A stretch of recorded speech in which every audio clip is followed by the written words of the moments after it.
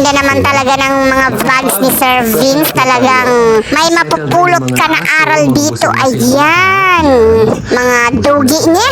Siyempre, inasikaso niya muna yung mga dugi niya bago umakyat sa taas. Ano, dalawang floor pala to, no? Sa baba may mga dugi. Sa taas, andun yata si Amara, no? Laki ng kondo nila, no? Dalawa-dalawa pala yung kondo nila. Up and down. Siguro pag dumating yung mama niya doon sa kapatid niya, yung dito sa baba is kay Papa John siguro sa kanilang dalawa. Doon sa taas kay mami niya at yun sa kapatid niya. O, diba? O, see? Sabi ko nga ba, sa mami niya pala yung nasa taas sa kondo. Oy! Ang sweet naman ng mama, la. O, see, talagang asikaso talaga nila si Amara, no, guys? May pinapahid si Mami Tis kay Amara. Siguro para hindi mahanginan or malamigan. Ganoon talaga pag mga lola. Diba? No, grabe, no? Ang dami nagmamahal sa batang yan. Kahit saan mo ilagay, nakakagigil talaga at nakaka-inlove. Uy, bagong gising. Pero ang ganda-ganda. Oh, pagkatapos niyang maggising, baby ka agad. Ka na ikaw. Align.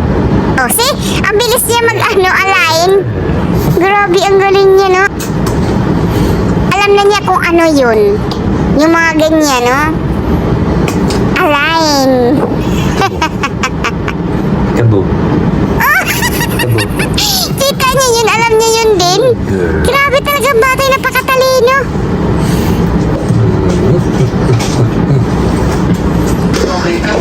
Sa dinami-dami Ayan, gusto niya magiging chef talaga to paglaki.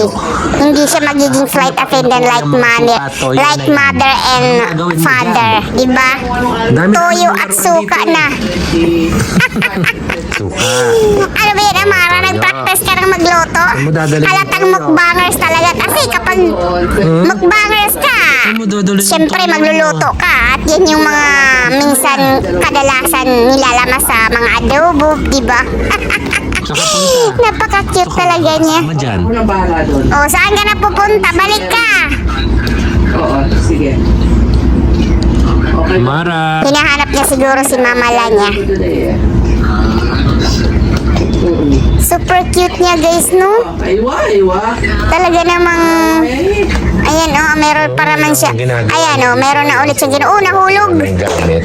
Oh. Ano yung nahulog? Pulutin mo yung kinulog. Pulutin mo. Pabango yata ng daddy mo yan, eh. Pinakialaman mo.